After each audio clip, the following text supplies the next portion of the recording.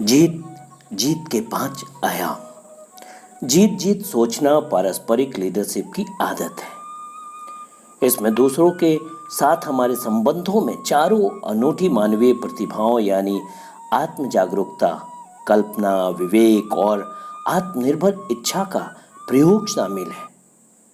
हमें पारस्परिक शिक्षा, पारस्परिक प्रभाव और पारस्परिक लाभ शामिल है। इन पारस्परिक लाभों को उत्पन्न करने के लिए बहुत साहस और परवाह की जरूरत होती है, खासकर जब हम ऐसे लोगों के साथ व्यवहार कर रहे हों जिन्हें जीत हार की मानसिकता में गहराई से स्क्रिप्ट किया गया हो। जीत जीत का सिद्धांत हमारे समूचे व्यवहार की सफलता के लिए मूलभूत है और इसमें जीवन के 5 परस्पर निर्भर आयाम शामिल हैं। यह चरित्र से शुरू होकर संबंध की ओर बढ़ता है, जिससे अनुबंध प्रवाहित होते हैं। इसका पोषण एक ऐसे परिवेश में होता है जहां ढांचा और तंत्र जीत और जीत के सिद्धांत पर आधारित होते हैं।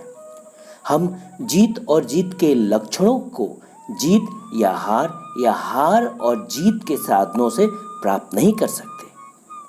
आइए हम जीत और जीत के 5 आयामों पर एक एक करके चर्चा करें। पहला आयाम है चरित्र यानी कैरेक्टर। हम अपने जीवन में जीत का लक्ष्य कभी नहीं बना सकते अगर हमें गहरे अर्थ में यही नहीं मालूम हो कि जीत किस में निहित है और वास्तव में हमारे सबसे अंदरूनी जीवन मूल्यों के सामंजस्य में क्या है। और अगर हम खुद से तथा दूसरों से किए गए वायदे नहीं निभा पाते हैं तो हमारे वायदे निरर्थक हो जाते हैं।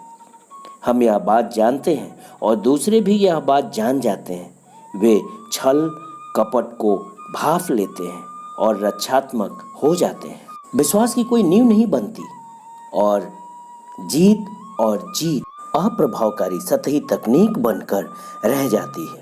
अखंडता नींव का सबसे नीचे का पत्थर है। वही परिपक्वता, साहस और प्रवाह के बीच संतुलन है।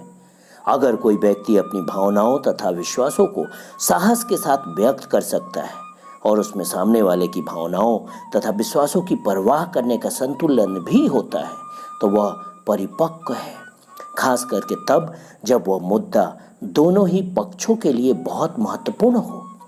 अगर आप बहुत से मनोवैज्ञानिक परीक्षणों की जांच करें जिनका प्रयोग लोगों को नौकरी पर रखने, प्रमोशन देने और प्रशिक्षण के उद्देश्य के लिए किया जाता है तो आप पाएंगे कि उन्हें इसी तरह की परिपक्वता का मूल्यांकन करने के लिए तैयार किया जाता है।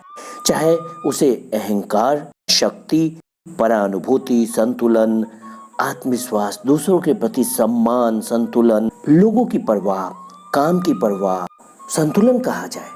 आइए जीत और जीत या अन्य दर्शन को कोऑर्डिनेट के माध्यम से समझते हैं। ये जो चार्ट है जहां आप देख रहे हैं कि हार और जीत, जीत और जीत, हार और जीत और हार, न्यून परवाह उच्च, न्यून साहस उच्च।